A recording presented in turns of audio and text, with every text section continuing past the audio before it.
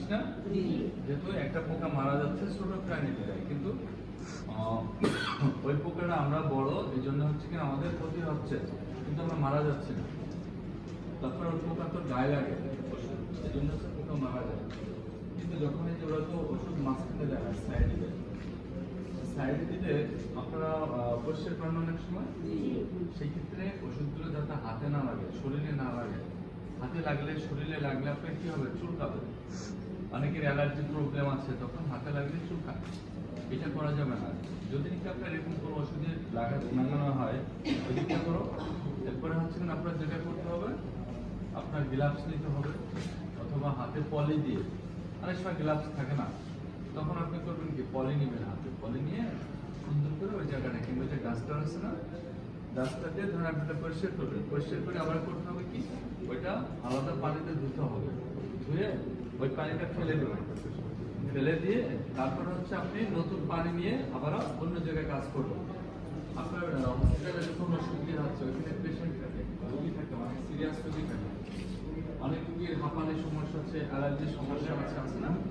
এখন আপনি এখান থেকে ওষুধটা পরিষ্কার করলেন, এটা আমরা করতেছেন কি, আপনার হসপিটালে একজন রোগীর বেডের সাথে আপনি হাত দিলেন, ওষুধটা ওনার গায়ে লাগতে পারে, গায়ে লাগলে হবে কি, ওনার চুলকানি হবে, আপনার হাঁপানির কাছে সমস্যা হয়ে যায়। এই জন্য আপনার এটা কখনো ভুলেও এই কাজ করা যাবে না। অর্থাৎ আমি এখান থেকে ওষুধটা পরিষ্কার করছি, এটা আলাদা পানি দিয়ে ধুয়ে এই পানিটা ফেলে দিয়ে নেক্সটে আমি করবো কি, আবার নতুন পানি নিয়ে আমি অন্য জায়গায় কাজ করবো। যদি নাকি আপনি কখনো দেখা যাচ্ছে একজন বলতেছি কি যে আপনি এখানে কাজ করতেছেন, আমাকে এটা একটু ধরে যায়, আপনাকে কখনো করবেন কি, আগে হাতটা পরিষ্কার করে তারপর হচ্ছে ওনাকে ওই জিনিসটা ধরে দিবেন, যে এই যে নেন, হ্যাঁ। তখন আপনি কি করলেন, ওনার একটা উপকার করলেন, ওনাকে আপনি সেভ করলেন।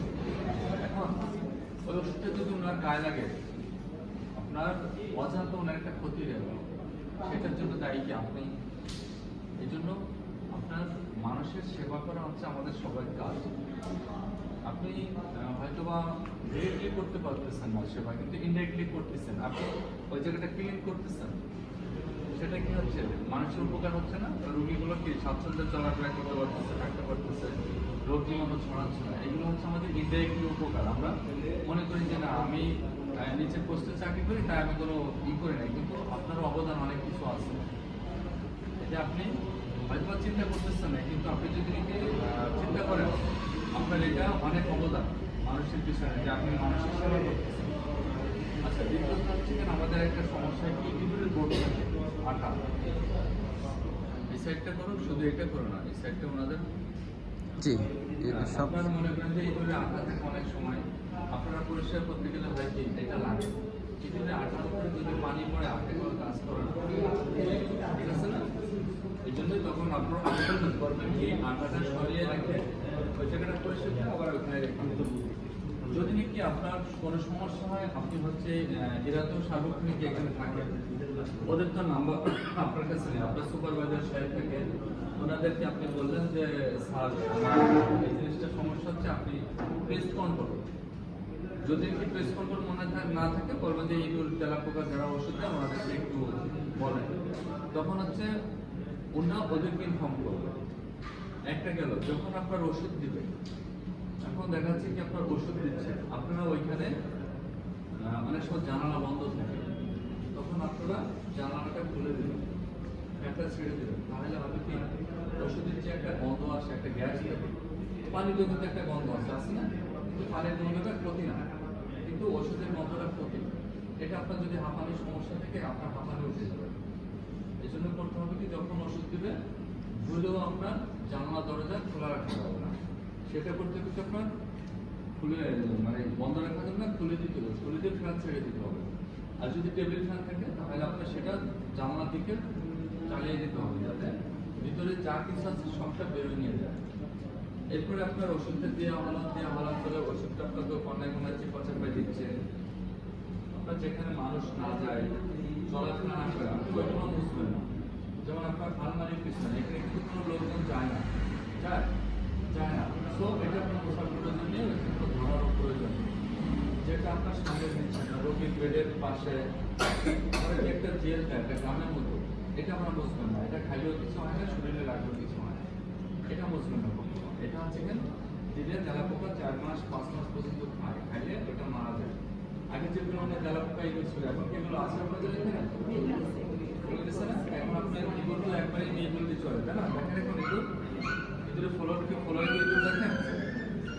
এখন আপনারা যদি দেখেন আমার সামনে মিথ্যা কথা বলবেন, মানে এমন না যে আমাকে খুশি করার জন্য আপনি বলতেছেন। ওনাকে ইনফর্ম করবেন, ওনা ওকে দিবে, কারণ কি এখানে তো আমরা ফ্রি কাজ করি না, টাকা দিয়ে কাজ করি। এখন ওনাদের টাকা যেটা যদি প্রপার হয়, পুরোটা আছে, এই যে আপনি সত্য কথা বললেন, এখন ও অ্যাকশন নেবে। এখন যদি কি আপনি এটা স্বীকার না করেন, আমার সামনে বললেন যে লজ্জাতে বলবেন না, কিন্তু মিথ্যা বলা যাবে না, এটা সত্য সেটা বলতে হবে। ঠিক আছে? হ্যাঁ, যেটা যেখানে যে সমস্যা হচ্ছে আপনি ওনাদেরকে বলবেন, ওটা হচ্ছে কেন ওকে দিয়ে ওই কাজটা করে নেবে। তখন কি হলো, আমাদের পরিবেশটা ভালো হলো। আগে যখন হাঁটাহাঁটি করতে একটা বিচ্ছিরি লাগতো না, ভয়তো অনেকে দৌড় দিত। এখন তো এই সমস্যাটা নেই, আপনার সাবধানে আছে, আপনার এটা সমস্যাটা হয়তো এক সপ্তাহের ভিতরে সমাধান হয়ে যাবে।